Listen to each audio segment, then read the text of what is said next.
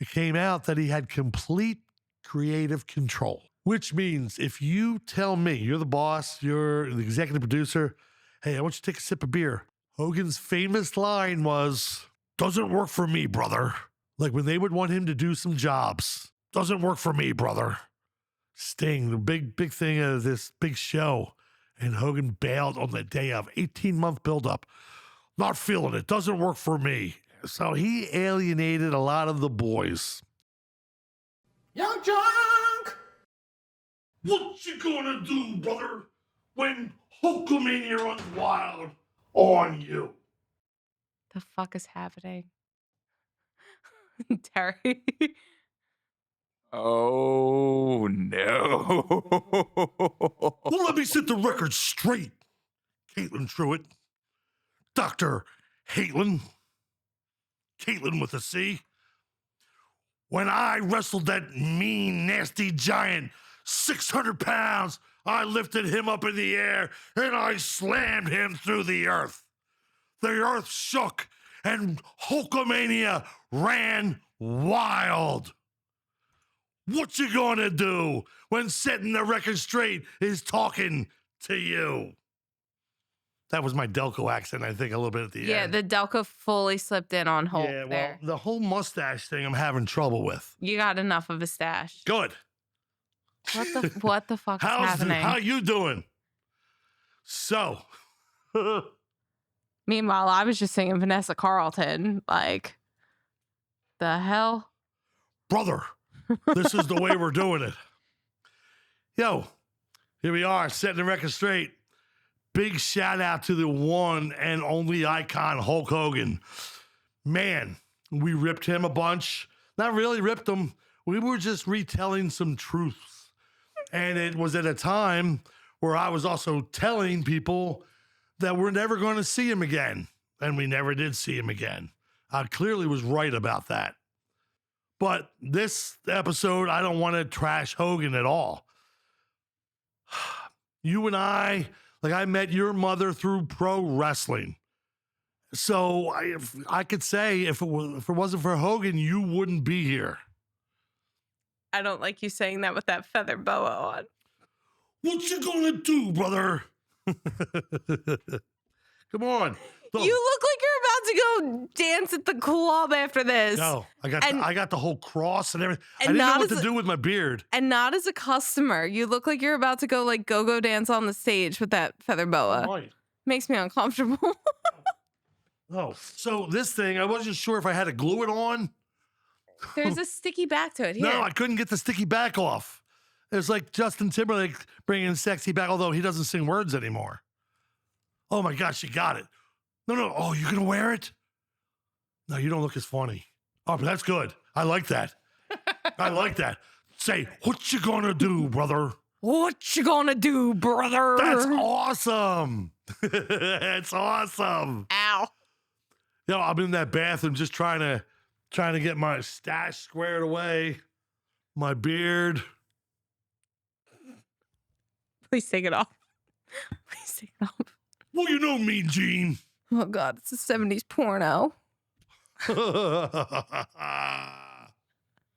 Oh, my God. Hulk Hogan, R.I.P., dude. As it came out today, as we're recording this, I guess I probably don't need this on so much, but I'll Please try. take it off. Really? Please take it off. I'll let it fall off.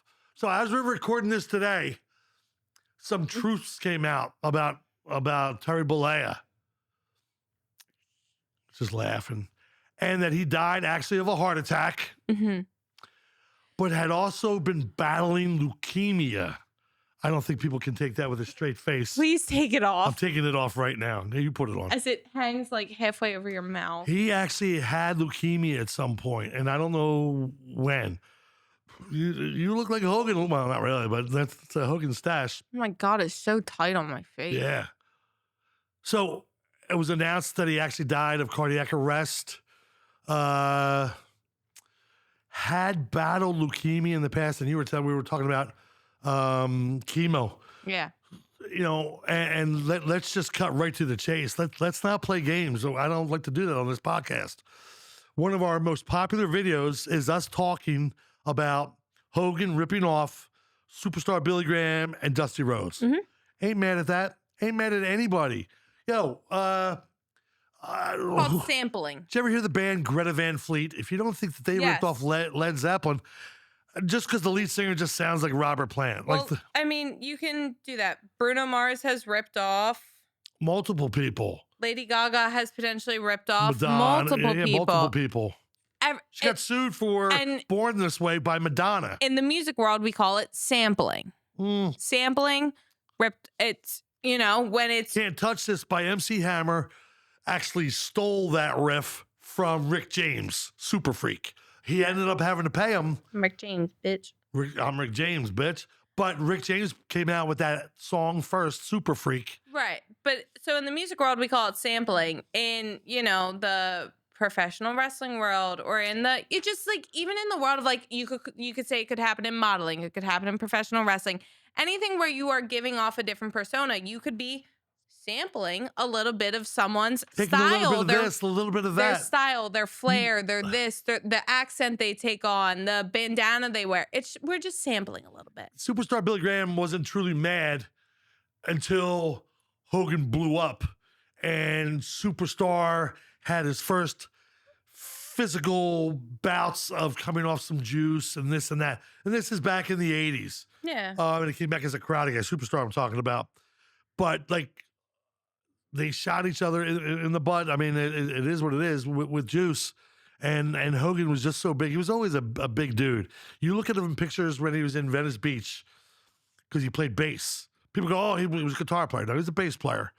Bass players that's almost a musician even. That's pretty good. 4 strings. They're like fake guitar players. Yeah, I mean, they're missing 2 strings, but that's okay.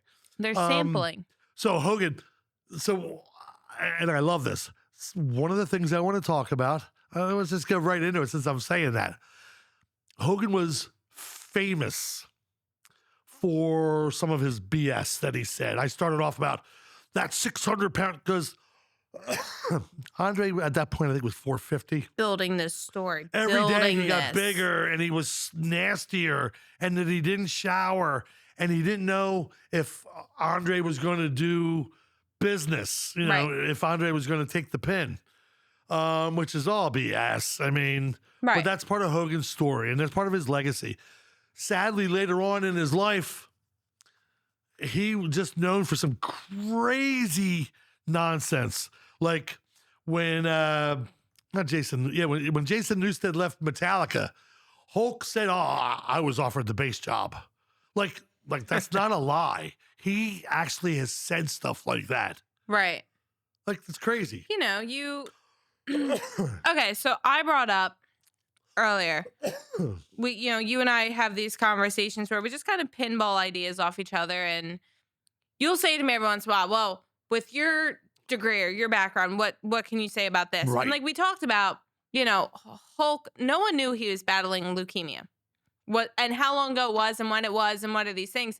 And the things that those drugs can do to your brain, because they're not only affecting your body and killing, you know, the targeted cells in your body, like leukemia. They are not only killing leukocytes, which is where leukemia forms. They're not only targeting the leukocytes, they're messing with your brain. I know where you're going with which this. is why people on leukemia or on chemo might sit there and like go like, I know this thing is right here and it's nowhere to be found.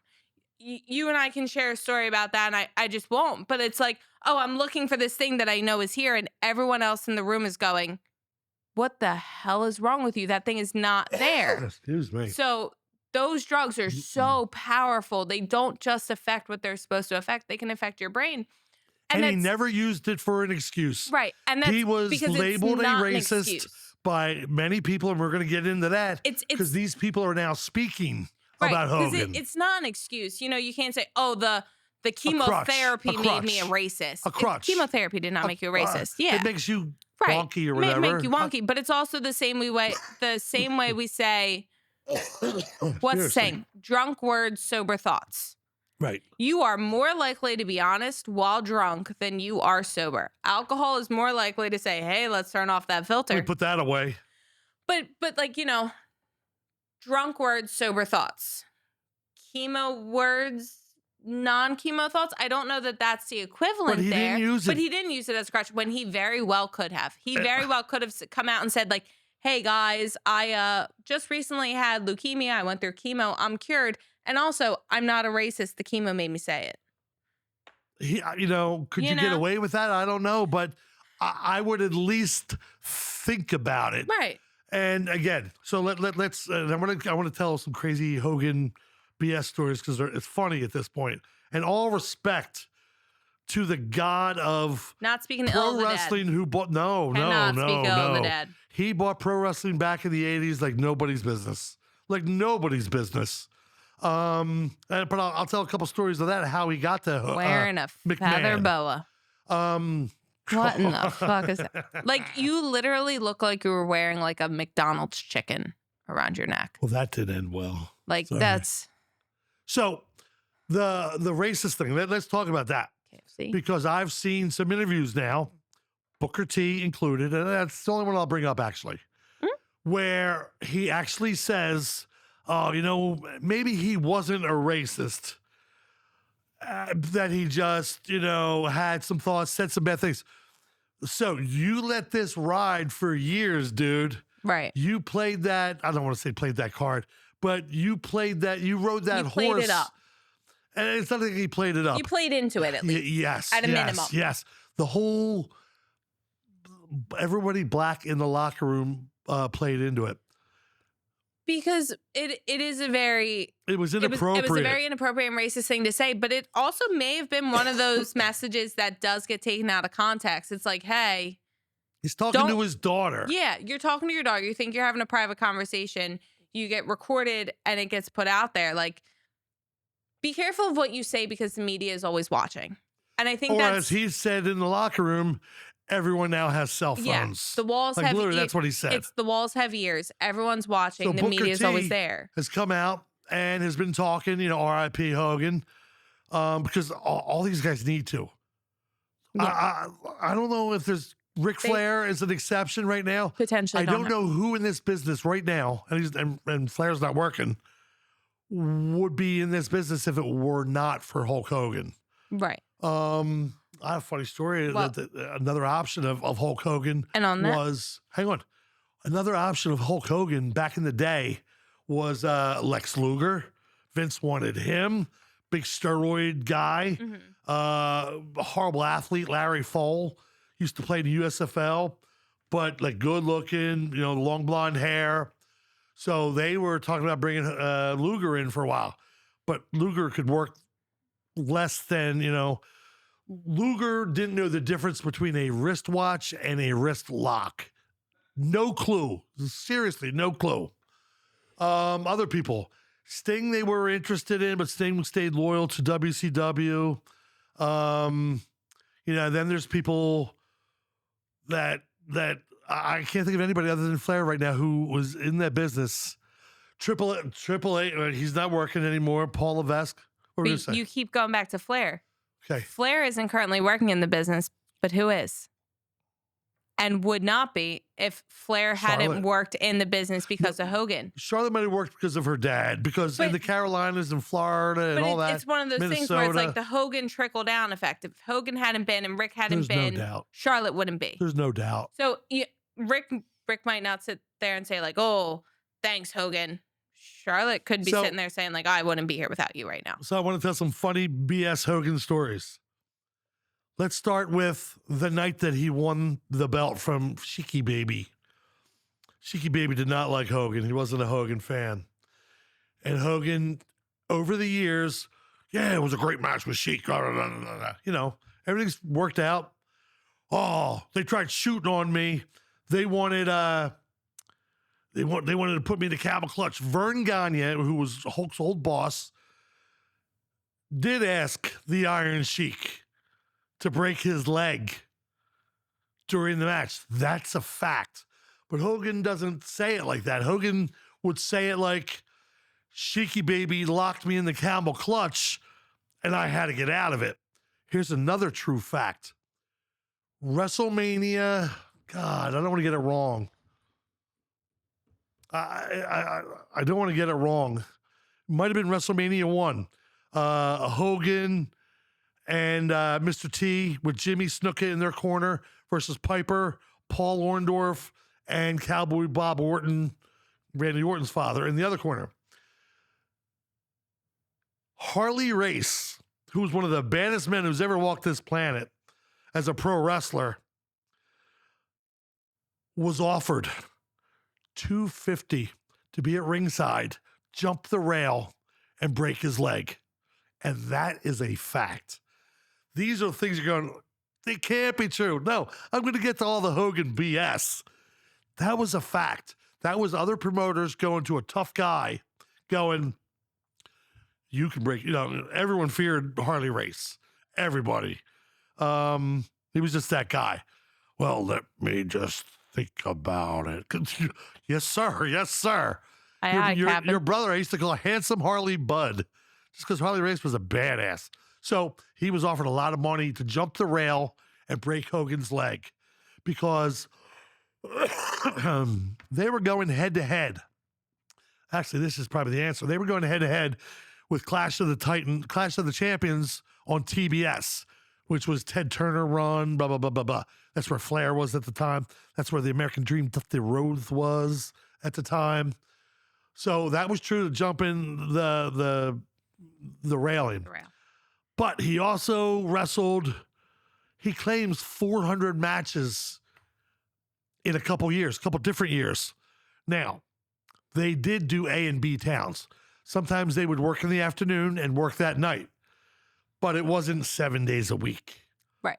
And it was those doubles were mostly on weekends. Right. 365 days a year. You would need to do that. He really did. He wrestled at least 365 times a couple years. Right. So you would need to wrestle 365 days a year and then 35 add in another month. 35 of those days wrestle twice. Yeah. Like that's a wild statement. It was crazy. He proclaimed that Muhammad Ali ultimately told him, they shouldn't call me the greatest. You're the greatest. Hogan was so great. Hogan is the first pro wrestler that ever made the cover of Sports Illustrated.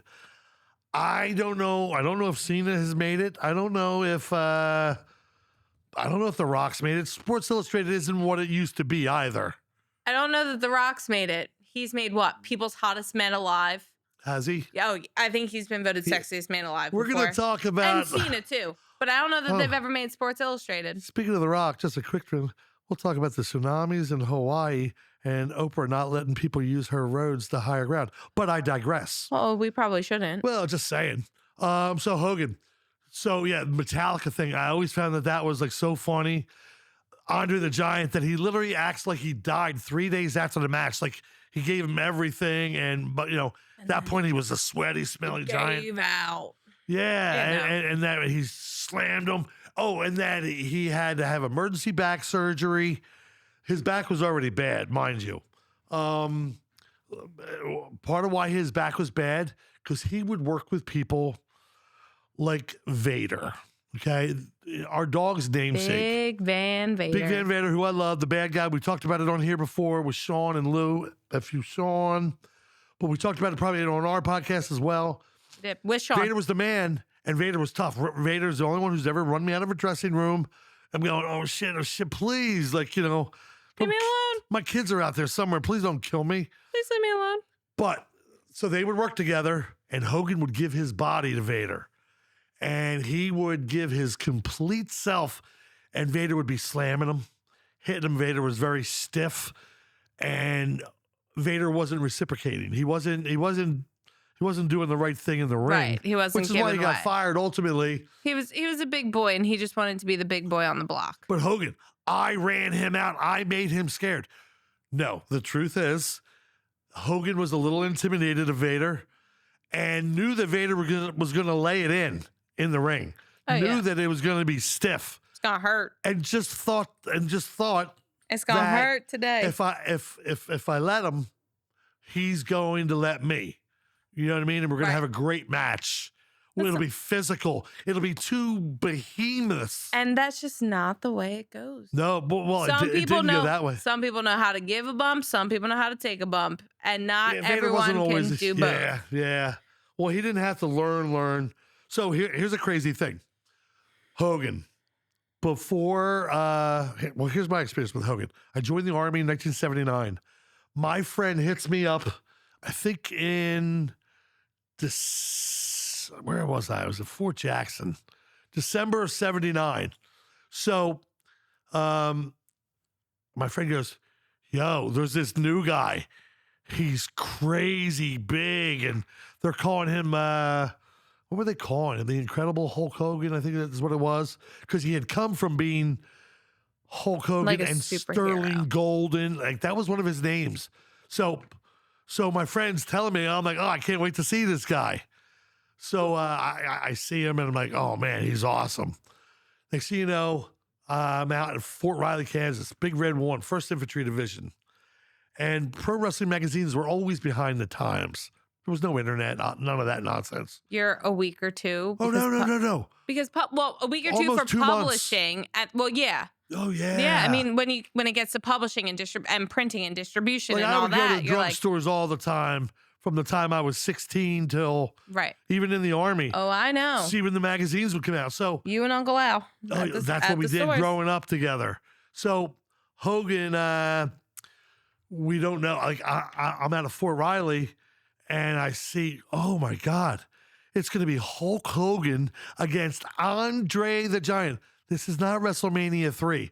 This is the Chase Stadium, where no one even remembers this big match. And Hogan's gimmick back then, he had a manager named Classy Freddie Blassie, and he would roll out of the ring. Freddie would give him a gimmick, and he would stick it into his elbow pad, and then he would give you what was called, it wasn't a clothesline. He had his own name for it. I forget what it was. But Andre, blood everywhere, and you're like, Andre bleeding, and they disqualify Hogan. And Hogan was kind of gone after that because they didn't want Hogan doing jobs for Andre or for anybody at that point. So he goes back to the AWA, which is Chicago, Minnesota. It's where Flair originated from. And Hogan was a massive star.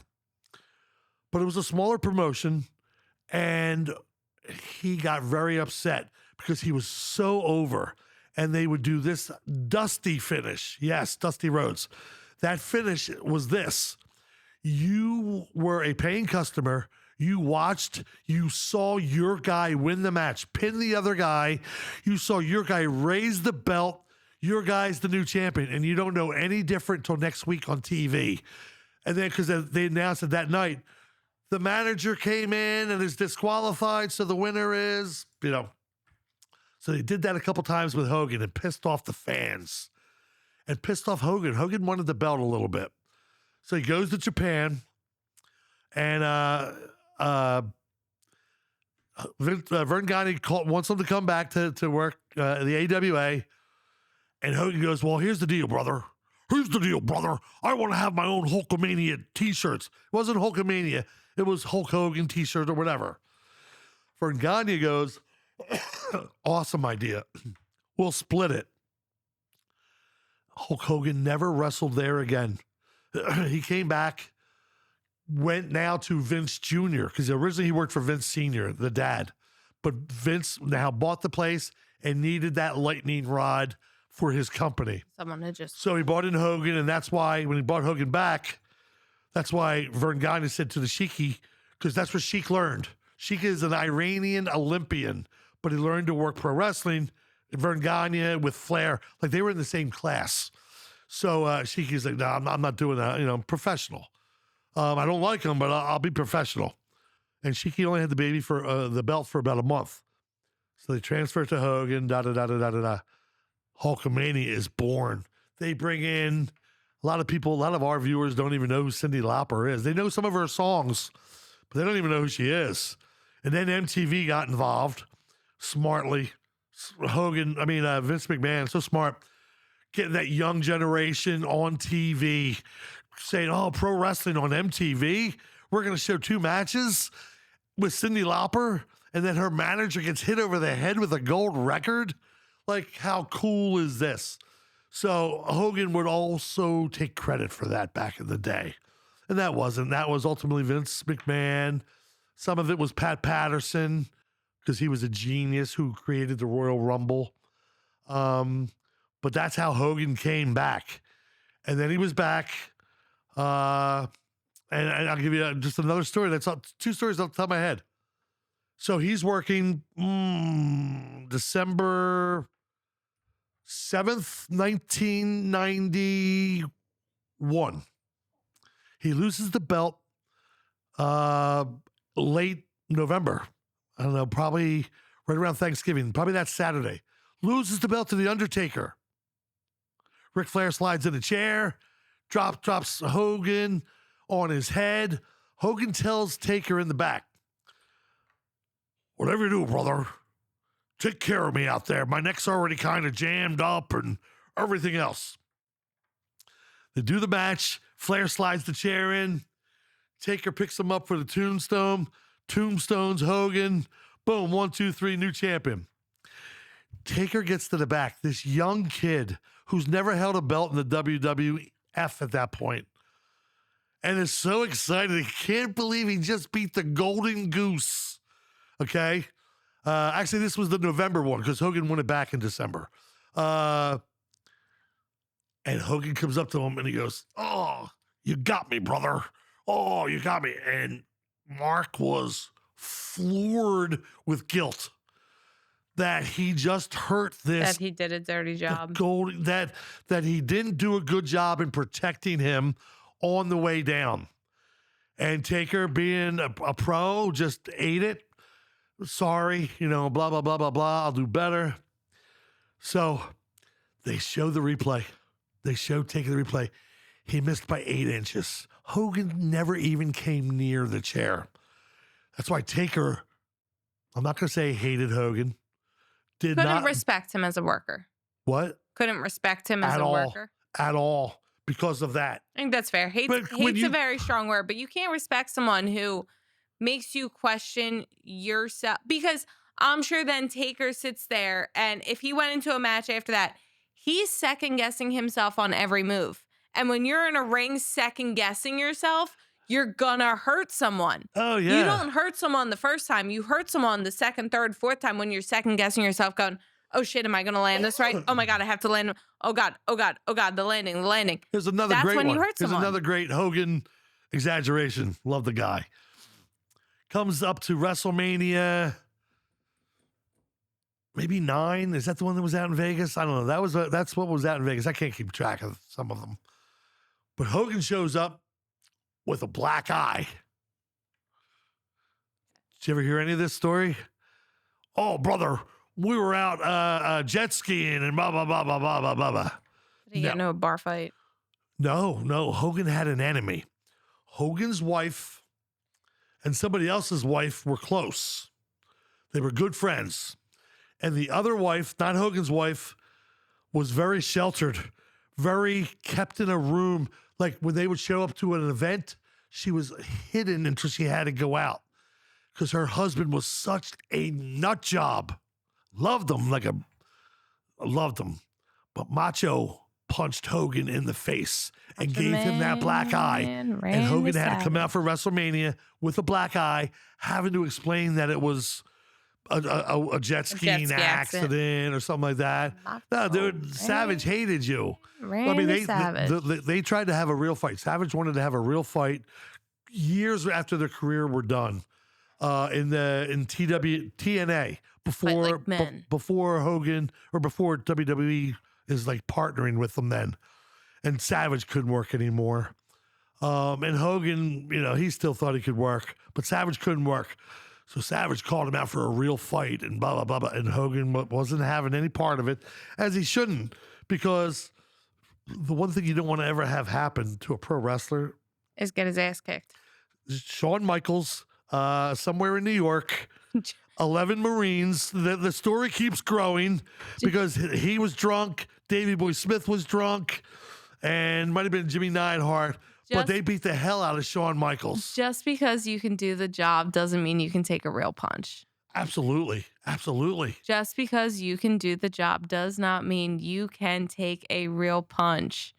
Like, you can't fake taking a real punch because the other person on the end of that punch isn't doing a job. They're putting in work, but they're One- not doing a job. One of the reasons that I didn't become this Hulk Hogan or whatever, other than 4-inch pythons, baby, not 24, a 4-inch. So one of the reasons I didn't is because my punches suck because I lay them in. I'm Because stiff. you don't put in a job. You put in work. I put in You're work. putting in a real punch. You're putting in and work. and I'm willing to take it back, but it's not fair. But like when you put in a job, there's no weight behind a punch. When you put in work, there's weight behind that punch. Right. But And a job, you're nailing it. Oh, let me slow down. and Hogan we know how to. would have land those without- punches, and then he'd, that and it would Hulk up. Right. Like, one of the stupidest things ever. It's like Terry going, I want to put a bunch of big meatheads and have them watch anime. Yeah, that's going to go over well. Like, it was just weird having Hogan. He almost went Hulk smash without going Hulk smash. And it's just But- like, are we But in crossing the 80s, universes? the hulking up stuff worked, Yeah. and then we all just grow out of it. Well, the Incredible Hulk wasn't even the thing back then. So then you Oh, sit he was there and there. go, No, Yeah, Lou but- Ferrigno, that was before Hogan. the, Oh, the yeah, I was in Incredible high school, Green yeah. Big Incredible Hulk. Yeah. Bill Bixby So, was the guy. okay, let's and then talk Lou about- Ferrigno was the Hulk. Let's talk about sampling. When the Hulk hulks up, who's That's he why taking that from? I love that you just said that. That's why they had to change He's his taking name. that from the Incredible because Hulk. they felt, I don't know if that's Marvel, Mattel, whatever that is, Marvel. but they felt calling him the Incredible Hulk Hogan was exactly. It's infringement. And then you sit there and you Hulk up. Well, Hulk smash. Like, you can't. And Terry, that better not be a short because I know me. But so Hogan BS'd about Taker dropping him, Savage, different things like that. Here, the part of the problem with Hogan in the WW, I think he left when it was still the WWE. Hogan was his own superhero. So always. yeah, but here's the problem. Exactly. He was his own main character always. I think it was the same WrestleMania I'm talking about outside. It's Bret Hart. The main event is Bret Hart versus Yokozuna. Okay. Mm-hmm. And Yokozuna and Taker were super tight, by the way, super tight. So it's Yoko beats Bret Hart for the belt, Right. throws salt in his eyes, and all of a sudden, here comes Hogan's music. I'll never forget it. I'm in our family room, and I'm going, "What the f?" Because he had already worked. Mm-hmm. And now he comes at the Bret Hart, who can't see because he's got salt in his eyes. And Bret just starts pointing, go. Hogan goes in and destroys Yokozuna in 15 seconds or so for the belt. And I just said, I'm done with I'm out. you. Turns out here was part of the deal. Hogan always lobbies for himself.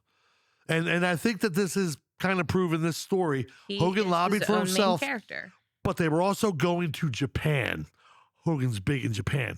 Bret Hart's not. Hogan's massive in Japan. Was Yokozuna not some form of Chinese or Asian? No. Japanese? Oh, okay. No. Okay, well, I'm showing the fact He's that I'm related a... to like Roman Reigns and those guys. Oh, so He's Samoan. They pretended that he was Japanese sumo wrestler. Oh, okay, but like, so hearing that, again, I'm, not alive at this time or barely alive at this time? Yeah. So I hear a name like Yokozuna, and I'm like, well, shouldn't that be the name that goes over in Japan? Okay, so we're in the Samoan family now. But no, We're- but, they we're were, in but, the- but he wasn't. No, he was a samurai. Or he was what do you call those guys? Sumo? Sumo. Yeah. But he wasn't from the Samoan family? No, But he's they hid that. No, they were never Okay. going to let people know that. No, in real... I believe he has the same exact last name as Roman Reigns. Outside Hanoi. of wrestling, he was part of the Samoan family. He was part of the BK family. Okay. It was him, Taker, Genealogy-wise. Taker, the Godfather, Okay. Crush. No, I'm just telling you, they have all the I'm same talking outside of the wrestling world. In real life. They were best friends. But genealogy, like actual genetics, he's part of the Samoans. Correct. Okay, that's what I'm trying to Yeah. say. He's a He's Samoan. He's Hanoi. not Japanese. So okay. it was like Umaga. Umaga. Yeah, I know Umaga's that. he's like the father of of one of the guys that's working with the Usos now. Right. You know what I mean? No, I know the all Usos' that. father is Rikishi. I know that. You know? I know the Samoan family, but Yeah. Yoko, whatever, never made its way into the So Samoans. Hogan convinced Vince that no one was going to want to see Bret Hart in Japan because Hogan came back. They came back from Japan. Hogan dropped the strap and left. Like, because we were as a fan base, we were just pissed off Right. that he did that Yokozuna thing. Like, stop stealing the spotlight. Like, let's put it on this guy, this kid Yokozuna right now. He's like 600 pounds and he's a legit athlete.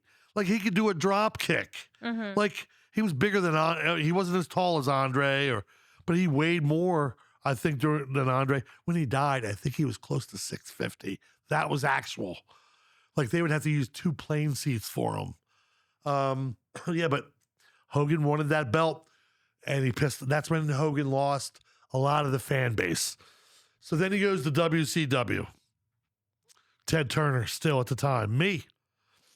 Where was I? I wasn't there anymore when Hogan came in, and they ride him through a open, like a limo or a convertible through Disney World, through Disneyland, whatever you want to call it. With signs, Hogan, like he was the new star.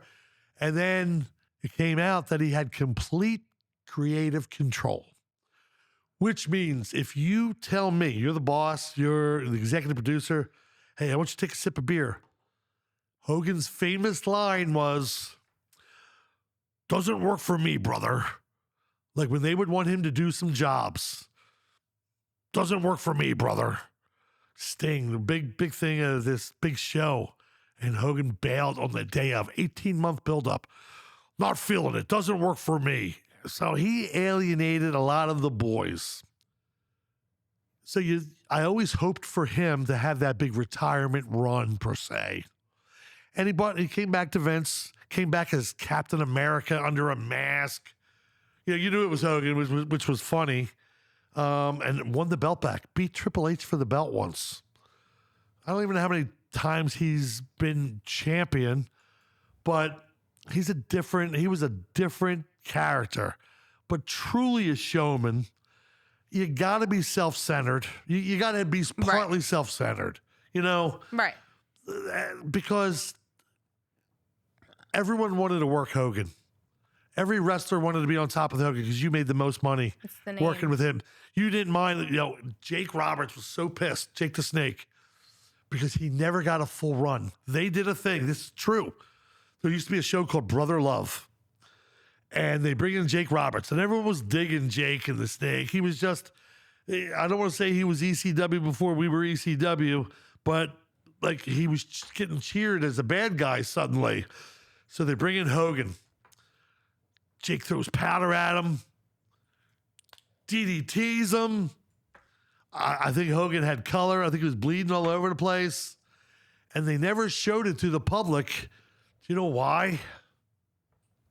Why? The fans. They were cheering so loudly for Hogan to kind of catch his. But there was also part that they loved Jake. And so Hogan's like, no, we're not doing this, brother.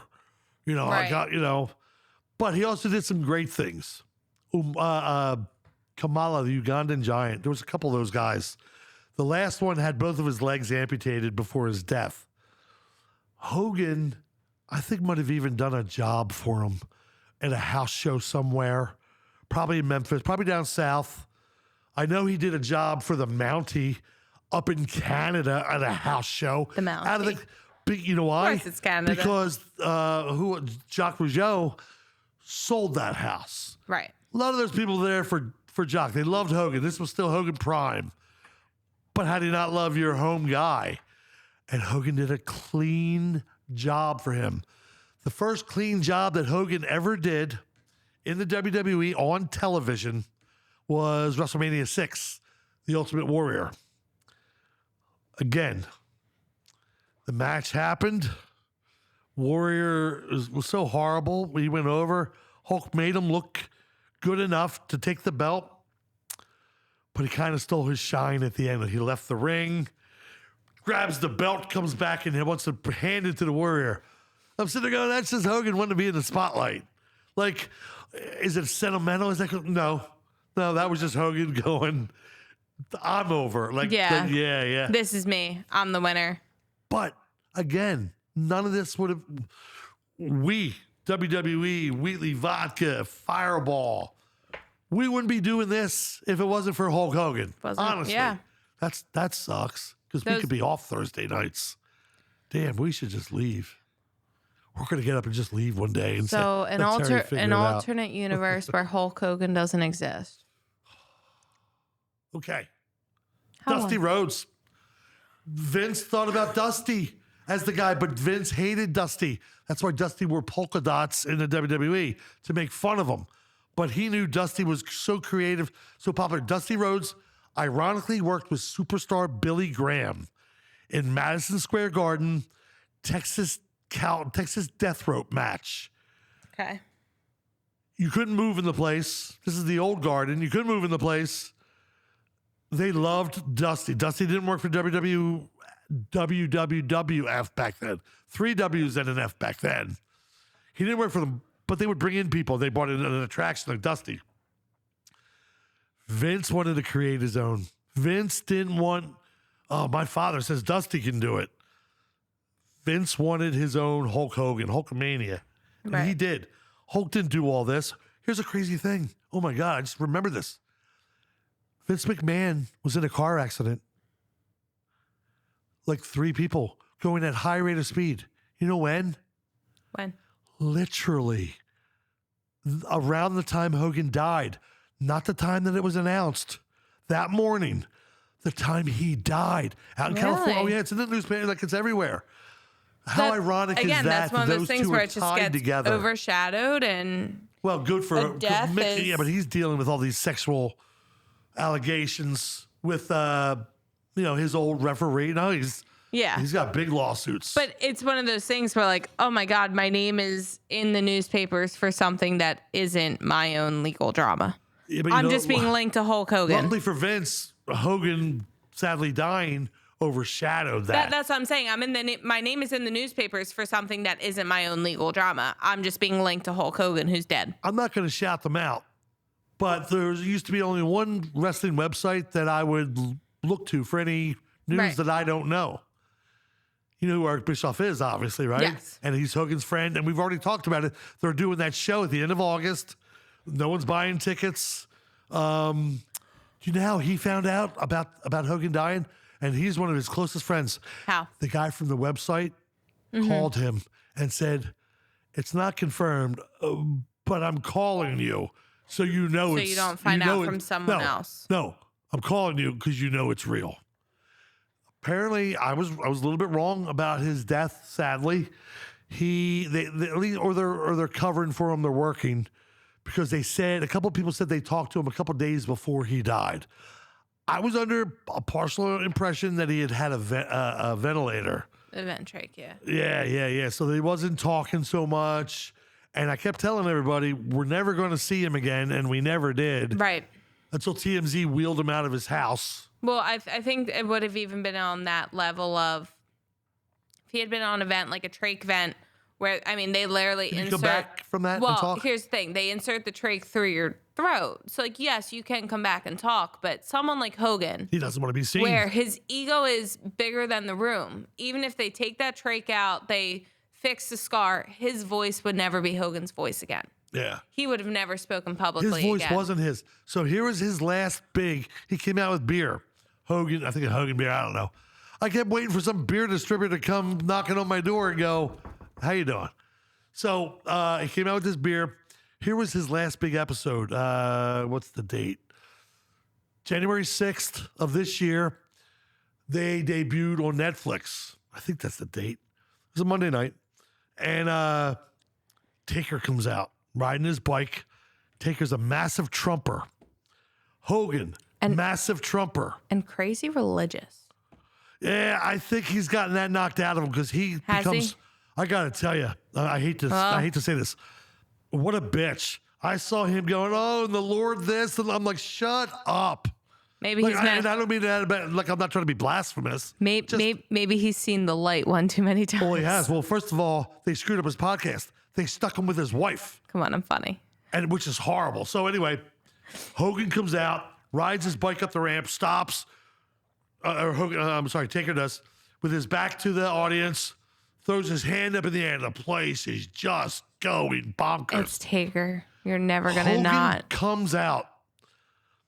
I have not heard booing like that since. And I'm trying to think the last time And in I a heard very somebody long get booed up. time. It might have been the night that Hogan turned heel in the NWO. And he didn't realize like why they're booing him. So they come into the back and him and Jimmy Hart start playing it off. Well, oh, I guess this isn't Trump Nation or whatever. No, they are booing him for all the racist stuff. Yeah. Like that's just, you just figured it out because Taker was a bigger Trump. They were kind of equal. Kind of equals. Kind of equal as far as Trump guys. Trump went on Taker's podcast, but Hogan was, I've never heard booing like that in my life. And it wasn't booing, oh, we're booing the bad guy. This was F you, get out of here. We don't want you here. You're not one. Yeah. We used to call that back in the day X-Pac heat. Sean Waltman, he was a great worker, but we just saw everyone just got tired of him, and he would come out and they would boo the shit out of him. And at first, everyone thought, oh, he's just getting heat. And then we were like, yeah, no, we're going to call this X-Pac heat. This is hate. This is go away heat. This isn't the normal heel heat. This isn't Correct. normal like, oh, Even though Sean Waltman was a great boo with worker. the crowd because the crowd boos a heel. Sean Waltman was a hanger-on Right. with the Click. There's a the difference NWO. between like heel booing and just like we hate you, get away from us. So Hogan has claimed that he wanted to go heel in 1990.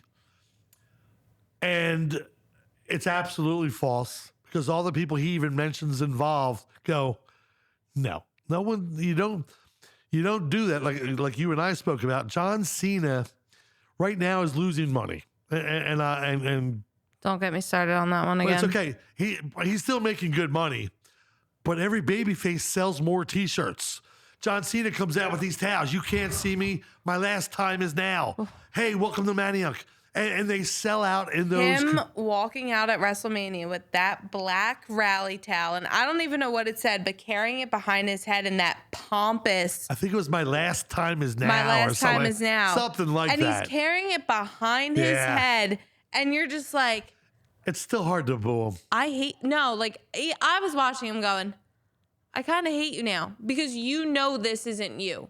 This now is a show. Let's go back to the kids. Cena's- Hogan was that guy. Yeah, but Hogan did all of the, what are the kids? What are they called? Make That's a some shit. Wish. Make a Wish. Hogan was the leader back then. you know a baby Cena face has- when you see one.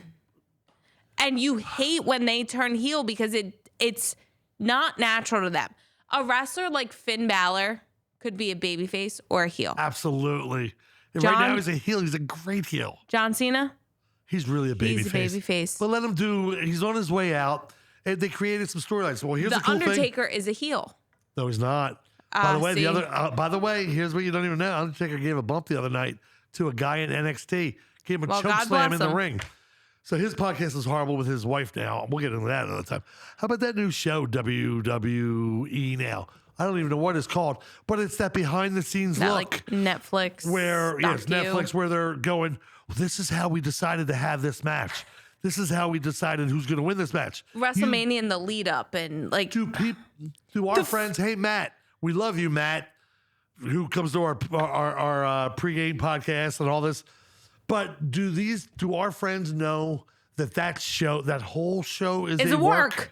They're letting you see what they want you to that see. documentary. That's all. There's 6 episodes. Dude, that docu-series is a work, just like I was every gonna try show to say- that they I was gonna try to showcase say it like is Hogan. a work. See if that word would come out. Hang on. Let me tell you something, brother. That docu-series is amazing. I just nailed that word. Well, because you had to say docu-series and not documentary. I cannot say that word. I just watching that. It's so clear how much of a Certificate. I just want to certificate. Clear about that. It's a It deserves a certificate I in figured works. out how to say it. Certificate. Yeah. It deserves a certificate Once I in saw it being a written work. down, I go, oh, she just has those 3 Love letters you, reversed. Jenna. We love Jenna. But even watching that docuseries, it becomes so clear how much of almost like in their mind, they're their own work. Like they live in this world that is not real to a degree. They're convinced that what they're saying is real life. To a degree, I think. You're buying into the work. You're buying into the work. No, but it's not even that. It's like, but no, it's not. They're convinced in their own mind that the work they are selling is real life to other people. I agree. And they don't think I didn't say it right the first time. No, I know what you mean. They don't think other people can see the work behind the curtain. Correct. Well, the word is kayfabe. Let's talk about that phone tree. The word is kayfabe, Kayfabe. It's an old carny word. Right. But like we'd be in the locker room and they would bring in somebody, Michael Tierson this is a great example. I don't even know if people know who he is. He's an old DJ at WMMR or YSP. Yes. Michael Tierson used to do some of our announcing for the TWA at the Civic Center when we would work there. And Michael Tierson would walk into the locker room and the closest person would just go kind of loud, kayfabe. That way, if there's anybody going over a match, separate. Yeah. You know, because sometimes we only had one locker room. Pretend to hate each other. Be on opposite ends and exactly. Kayfabe. I hate him. Yeah. So here's the thing about that show in Hogan. That show never could have happened with Hogan in his heyday, because you know what that show would have been? Hogan in Vince's office going, here's what I think we should do today, brother. I think I should win this belt. I think I should do this. It's like he was always pushing himself, but like there was no big committee or team that Hogan had. And in WWE and WWF, he didn't have creative control like he had in WCW. Right. Where he could say, no, brother, like if Ric Flair's the champion, I'm going to beat him in 3 seconds. I'm not doing Flair it unless has no it's this. say. Right. You know, and Flair and Hogan used to not get along. And I think it's like legit. It becomes so evident in moments where, like in that Netflix docuseries, you look at moments of I like it though. Charlotte and Tiffy time. You look at Charlotte and Tiffy time hugging it out. Are you okay? No, are you okay? Are you okay? Because Charlotte was still so mad. But any person, what we talked about. Any person with an ounce of common sense and who heard the jabs beforehand can read their body language going, oh, we're being told to hug because there's cameras on us. Yeah, you're right. We're being told to hug. Yeah, but so here's what really happens. Now me letting the curtain down a little bit. You and I work a match. We're both bleeding. We're still going to hug it out. We're going to make sure each other's okay. We're making sure each other is healthy. Because that's human time. And if I hit you one time too hard and you didn't receipt me, right. I tell you, hey, I really am sorry for that. You look at you look at the other female matches where you see them behind the scenes going like, no, like we came up together. We're best friends. Those girls all came up together that way. And it's the Becky, 3 of them. No, the 4 of them: Sasha, Becky, Flair, and Bayley. But I'm talking about specifically in that docuseries. It's the 3 girls. They're in a 3-way match. It's Bianca, Ripley, and Io Sky. The best wrestler. And they're saying the best female wrestler in the world right now that nobody knows about. We came up together. We're best friends. We will promote each other until the day is over, and we will take bumps for each other, and we will do this. And then you see them in the ring, and then you see the human emotion after the fact, and you see them like not broken, and you never get to see them. Who did she hit? She hit Rhea with the hair. Did you see that welt? But you see her before they go into the match saying, "I'm making it thick, and it sounds good, and it might hurt, and I'm sorry. Right. I'm sorry. It might hurt. Right. But what that docuseries cuts out is the fact that the 3 of them all probably hugged at some point after that. The docuseries, they get along. But the docuseries never lets you see that because that's letting the curtain down too much. So they're doing the docuseries about the Elimination Chamber. The hell? And the craziest thing that I noticed, Punk is giving his little idea of the finish. You have Jake Paul or whatever, one of those Pauls that works for He's WWE. There for comedic He's relief. laying on the table. He shouldn't even be involved. Oh no, he was in the match.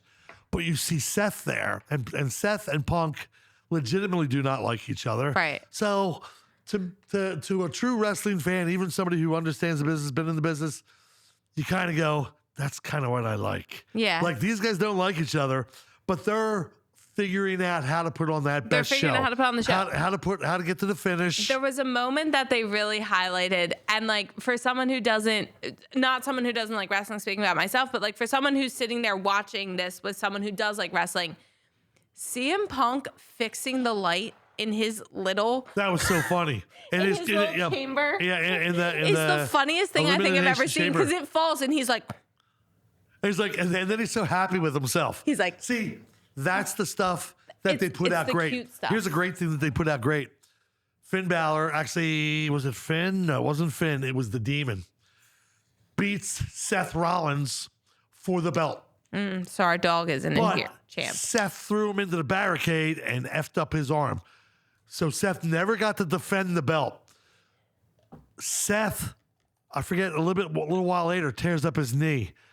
And here's these two guys rehabbing together. Side by side. You know, in a hospital bed, getting looked at. Just I like remember that. that. Where like, because they, at one point, they did post like a selfie on Instagram together and then the side-by-side WWE hospital beds. ran with it a little bit.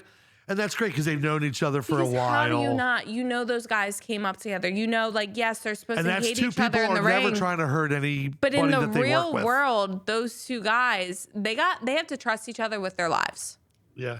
You land the wrong way, you're breaking someone's neck. People do trust Seth. They do trust we're Balor. a celery stick from the neck down. Yep. I hate to say it. Like, you land someone the wrong way, you could be Darren Drosdorf, in a hospital bed for the rest of your life. Brown, great guy, great wrestler, great mind for the business. One night, dropped Darren Drosdorf wrong, and Droz has never gotten out of a wheelchair. That was 35 years ago, probably. It's very real life, and I will say, as someone again Maybe only 30. in a healthcare world where I see people. I'm just teasing. No, but like I see people in that, not in my current job, but like again in my clinicals, like I've seen people in that situation where like they're now having to navigate living, you know, their whole lives. They've lived this normal, able-bodied life.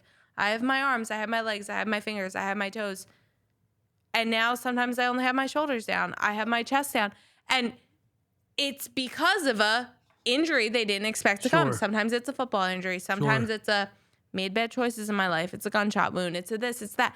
It's a going into a wrestling ring and getting dropped on my head in a finishing move the wrong way. I worked a match. It was me, King Kalua, JT Smith, some other guy we were giving a tryout to. Variety Club. I think part of my neck problems to this day, or if you look at me doing, it was supposed, I don't forget what it was, but it turned into a back body drop that didn't become a back body drop on their end, and I should have tried to over rotate, and I didn't, and I came down on my neck, and I always think to this day, every time I go, can I sue anybody for that? Yes. So like, yes. Yeah, but no. So that was, yeah, but who am I going to sue? The owner of the company? Right. It was ECW, so I owned the company. So well, what are you no, gonna do? I mean, but that's the thing. It's like people in this ring, they train and train and train to land the right way. Protect each other. But they train to protect each other. They train their muscles. They train this. They train that. Rehearsals are great.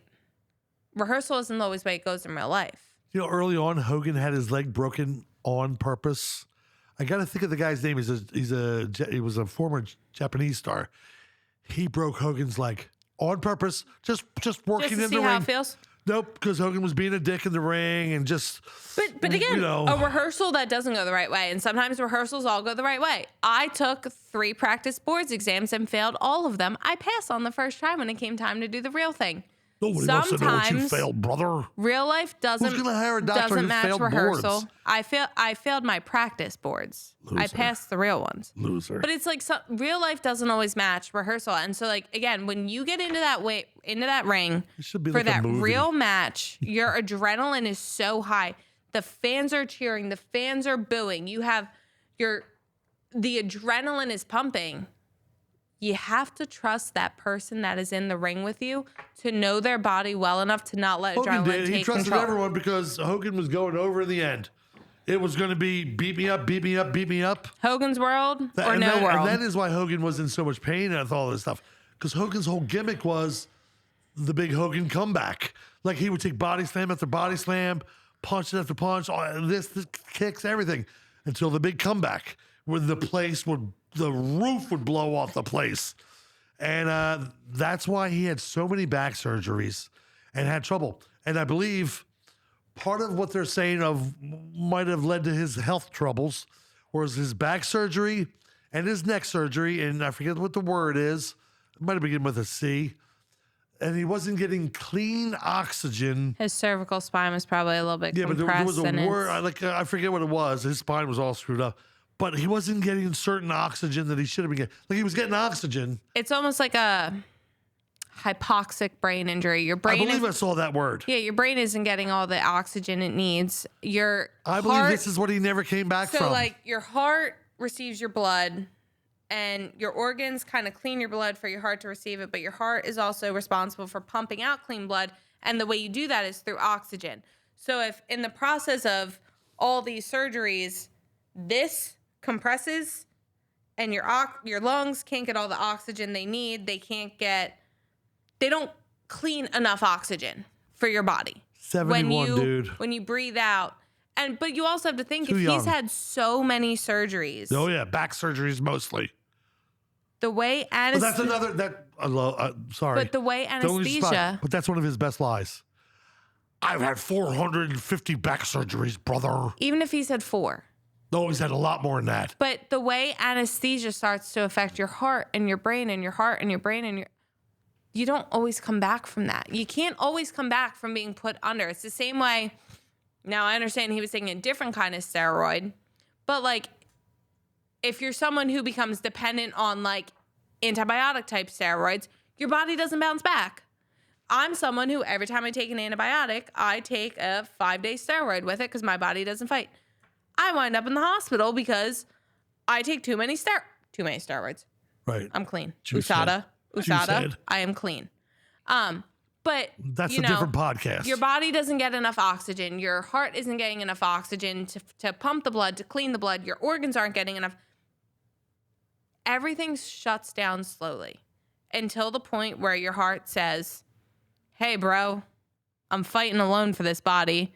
Heart attack, I'm done. Here's something. On top of chemo? Shout us out a little bit. I was right about every single thing, except, and I don't know that I wasn't. I don't truly know if he talked to people after he had that ventilator, but I was 100% right when I said we're never going to see him again. We're never going to see him. And he's got the new beer. He's got that show. They signed Kurt Angle to be their announcer. Okay? Because Kurt Angle's a wrestler. He knows all these amateur moves and all this. He was never coming out for that show. It's Hogan's show. Yeah, but if he had a trach, he was never. Well, because again, the show was before all of this happened. well, The show's in late August. when did they start forming it? April, May. April of this year? Oh, May? yeah. You can be on a trach vent for the rest of your life. No, if I look back at my notes, I can figure out when he got sick. At some point along the way, he goes, oh shit, I have a trach. I shouldn't even be promoting this. Because to talk with a trach, it's a tube that goes in your throat that has a cap. So I've also heard sources, the doctors were pissed and they tried to warn him. Like, you're Stop going this. home and you're going out on the road 2 days later. Yeah. You need to be home for 6 weeks minimum. Well, because again, it goes Literally, back to like, that's what I heard was he went out 2 to 3 days later going out on the road and the doctors were telling him 6 weeks just at home doing nothing. it's probably 6 weeks just at home doing nothing and a solid, like at least 10-day course of antibiotics. Oh, as sure. like I'm sure. as a safety net. Yeah. Because a trach is a surgery. Yeah. We cut your throat open. Right, I We get you. Pop that in there. It has a cap on it. If my cap is on, And I how do you can't be talk. Hulk Hogan after that? How do you wear a bandana around your throat when now we have the internet and everyone knows why you're doing it? So just be you, brother. Like, you've given us years of entertainment. You've given so many wrestlers a job. You've been an inspiration to so many of those kids. Take your time to be you.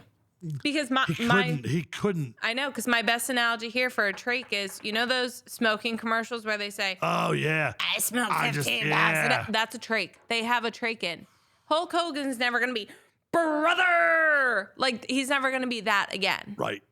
Let yourself live in the memory and The bask last in video that. I think that is available of him, I actually saw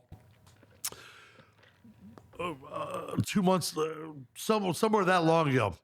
And he's walking with a cane, okay? It's in his right hand. Fair. And he is so excited because it's now in his right hand. It used to be his left hand. And in the video, he's like, look how much better I'm walking now. I'm going to get rid of this cane soon. That's the video. They're in like a, and that's a fair statement. When we start with our cane, we start with it on our weak side to kind of replace that leg. If I can move it to my right now, it's just a crutch. It's a safety net. So, like, yeah, he might have literally been like, woo. We didn't even talk about anything else on this podcast but wrestling and Hogan, and I'm okay with that. I said to you earlier, I think it was last night, like, find another cultural icon that is not just one thing. So, and originally I used Michael Jackson as an example, and I don't think it's a great one. And I think because him is all music. But he was Jackson 5, and then he was Michael Jackson. And I think that's the other thing. I think this generation doesn't have that cultural icon because Hulk Hogan transcends generations. Yeah, you Hulk and I were Hogan talking. We're like Miley Cyrus. To me. So she did, was it Disney or Nickelodeon or something like that? So she's a half step down from me. So she did something, that's playing guitar, half step down. What are you, an E flat? Well, but like she touches that generation a half step down from me. They were the ones watching Hannah Montana. Right. We talk about 10 years younger than me. That was the Hannah Montana phase. They're 20 now. In her highest moment, she wasn't even Hogan's lowest moment in the 80s. And I don't mean that bad. Because I've come to appreciate Miley Cyrus singing with Metallica and Ozzy. I think the cultural, she's a rock star. The cultural transcendence that you really have to think about are kind of Hogan's peers. You got to think for Flair. Who's his peers? Flair. Who's left? That's it. So Jack Briscoe or Jerry Briscoe, who's behind the scenes, you don't see. You don't even know who he is. Vince McMahon. And he hasn't come out clean. Because he can't, because of the he can't come out sexual But he does transcend lawsuits. that kind of generational. You're right, though. So Hogan, McMahon, Flair. Hogan, Flair. Terry Funk left us, but he wasn't even as popular as some of these. I mean, at some point. Savage was Savage. I love Randy Savage. But I will tell you this. People loved him. He has grown more popular in death. Not because of the way he died, had a heart attack, drove into a tree and died. I think it wasn't glorious or anything. At some point, and this only makes sense in my head right now, when we talk about having to transcend generational and crossing from music to TV to someone. Booker T. Actually, they still worked while Hogan was working. Kelly Clarkson. She went music to TV. So that's a great one because she was American Idol. She beat Ruben Studdard. Yeah. Is that who she beat? Yeah. So and to having her own music career, she has a TV career. She's honestly. Or did she beat? No, wait. She beat Clay. Clay and Ruben were in the American Idol. So she beats. Did she actually win? Kelly Clarkson is a winner. I don't know if Ruben Studdard and Clay Aiken though are Carrie Underwood's season. Justin Guarini. The hell? That was all Kelly echo. I Clarkson just hear the broke. Grand Canyon. Terry's saying something. We're going. Okay, but that's kind of thing. We talk about Hogan transcending this situation, and in today's world, we don't come out with Barbie dolls of icons. Right. Hogan had his own doll. He had his own that. But you think Your about brother Kelly. hit me up. So that was my first wrestling buddy. But Kelly Clarkson, she was reality TV to music, and now she's back to reality TV in a daytime role. And honestly, coming back to that show. Hate to tell you. No, they have a new season, and she's totally revamped it. it has to work in her favor. And it 'cause does. She hated that show. It's now daytime talk, but she's also singing live on the stage with her guests. Most of her guests are musical. Who doesn't want that? Most of her guests are musical. She's singing live with the Jonas Brothers. Awesome. She's singing live with Miley Cyrus. They just released a Have whole you heard new. her and Pink? Oh yeah. You know, Pink's my girl. Oh, Because what's Pink will like punch in the face, I kind of feel, but also yeah. sing an amazing song. But those two harmonizing, and Beautiful. Pink is like, ain't nobody better than Kelly Clarkson. Kelly Clarkson's like, oh, ain't Pink's nobody better than Pink. But nobody believes that. And I'm a Pink guy. Ain't no duo better than the two of them together. I swear to God, they're so good. But so I really think, like, if you really think about like the changing fields and transcending and moving, Kelly Clarkson is so known. Since You've Been Gone and Breakaway but they're anthems. No, Breakaway. I hated playing Breakaway. Since You've Been Gone to me, this is so weird. I'm that guy. People look at me going, oh, he likes Metallica, Ozzy, this and that. Dude, Since You've Been Gone is at least top 15 song in my life. The first I song. love that song. DJ Nick's like, I need to play Ozzy Osbourne this night, right? I'm like, yeah. My birthday. I said, for your birthday. I said, hey, but the only. Thanks for coming, Terry. I said, but the only single song you need to play is Kelly Clarkson, Since You've Been Gone. Yeah. And he looked at me like I was bat crap crazy. And I was like, it's one of his favorite songs. Like, it is dude. like literally up there, top 10 maybe It's a very favorite weird songs. G chord to an F. But and so I really do think she's one of those, because again, Since You've Been Gone but is is she like a that. cultural icon? No, Are people going she to has talk about become- her? Yes. Like when she dies, are they pipes. going to talk about her? I don't think so. And I love her. I do. Not like Hogan, though.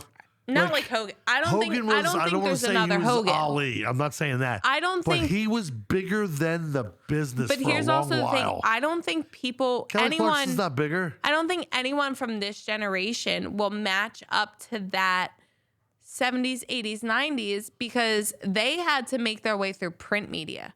Not even real, like they No had to internet. build their brand through print media and sustain through 2-month delays in print media. Right. No one has to do that in today's world. We have Instagram. We have TikTok. Hulk Hogan, Ric Flair, they are the people who had to build it and sustain it and literally live that persona just to make it through. No one in today's world has to do that. Miley Cyrus isn't riding a wrecking ball through the streets. She's going to yoga. Kelly Clarkson isn't having a bucket of water dropped on her as she sings Since You've Been Gone. Dude, you know that's my moment, right? Like that doesn't know happen all that's day my every day. moment. But Ric Flair had to. MTV, when she did that live. Hulk Hogan had to walk through the streets dressed like that. Ric Flair had to wear that robe out dressed like that. Ric Flair didn't wear clothes. That. No, Ric Flair would be out there just shaking the shit. That was Flair. But like on the airplane. But on the airplane with all the guys in walking in the hotel room. But like walking With down. Mark's sitting there going, I just want to go and I just want to swim." go to the pool. Yeah. Walking through the streets, Flair had to wear that robe to always be Ric Flair. Hogan had to wear that to be Hogan, to sustain, to make it through, to survive print media. Ric Flair wore suits out to the bars. When Yeah. I would drink green kamikazes with the To names. survive, like to And we're talking. to perpetuate Yeah. the persona. Kelly Clarkson doesn't have to do that. No one in today's world has to do that. Taylor Swift doesn't wear a red lip everywhere she goes, but that is her signature style. I find 100 people on Main Street in Manayunk. They already now. know you're Ric Flair or they know Hulk that- Hogan. But they don't know she's Kelly They Clarkson. also might think you're They don't know she's Kelly They Clarkson. don't know she's Kelly, but They don't know. But like, they know she you're. doesn't. There used to be a Because thing there's in the no world called your signature Q style. rating. There's no signature style these days. Like I said, Taylor Swift's big thing was her red lip for the longest time, and that's kind of what made her an icon. And she's It was that red lip. massive Blonde hair, red music lip. star. But she doesn't wear that every day. Ozzy transcended the business. Rest in peace, Oz. That's true. He transcended the business. You know, for all the biting of the bats' heads and all that Killing stuff. the cats. And just the whole Black Sabbath and snorting lines of ants with Motley Crue. I didn't need to know that. Yeah, oh yeah. I need that visual. But Ozzy transcended the business, and how about that? I bet Hogan kind of wishes. Let's end this way because this is really cool. I bet Hogan, and he deserved this. I bet he wishes he could have gone out like Ozzy. I watched that farewell to Ozzy, and I knew. I told anybody that would listen, like I had Hogan knowledge, Ozzy's not going to last 2 weeks. He might have lasted 3. I'm not sure. I just knew that he was I think he done. lasted 2.5. And he had the greatest, what looked like the greatest night It was a farewell of tour. his life.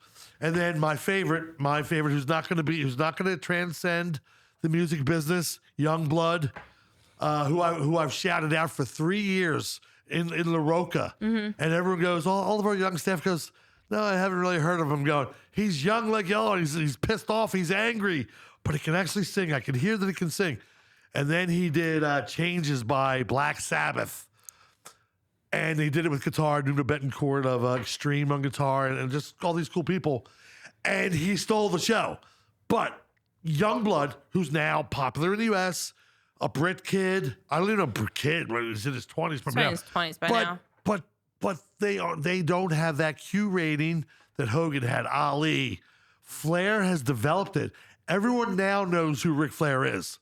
Yeah, but when you were born, Flair was the greatest. In wrestling, let me tell you this. Yeah. Flair, in wrestling, you asked me and my buddies back then who the greatest of all time is. We said Ric Flair because he could talk. He could go 60 minutes like it was nobody's business. But nobody knew who he was because he never worked for New York. He never worked for Vince. He worked for the Crockett's in North Carolina, and he worked for Vern Gagne in Chicago and Minneapolis because Ric Flair is adopted to a gynecologist and his wife.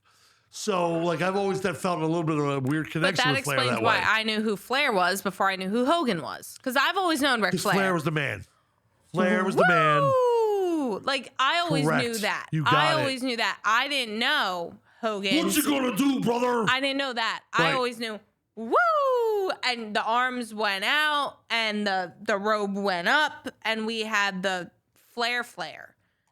So, no. Okay, so No, I can't think of a cultural icon that's becoming one right now. Post Malone. He's far away, but But he's close. But wait, what else does he do other than music? Because Taylor Swift is more recognizable than him. No, because Post Malone yes, Post Malone is crossing barriers that I don't think. I believe Travis Kelce's more recognizable than Post Malone. No. I think he will be. I think he's awesome. I don't think by face. I Look do. at Post Malone's face. Look at all those tattoos. Yeah, but look how many times Travis Kelce's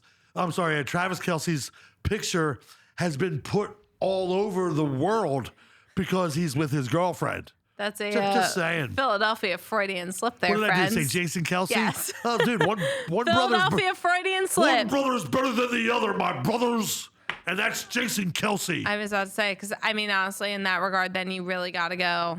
If we're talking about Post Malone crossing music genres, Beyonce. Real cute, real cool. We're gonna end it with this.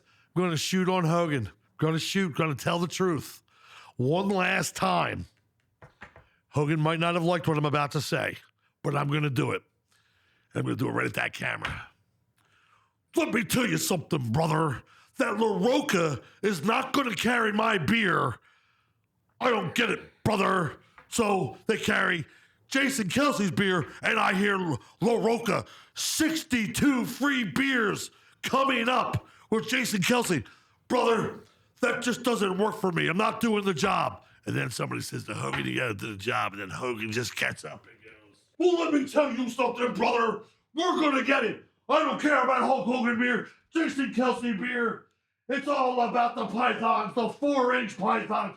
What you gonna do? Peace. Young John!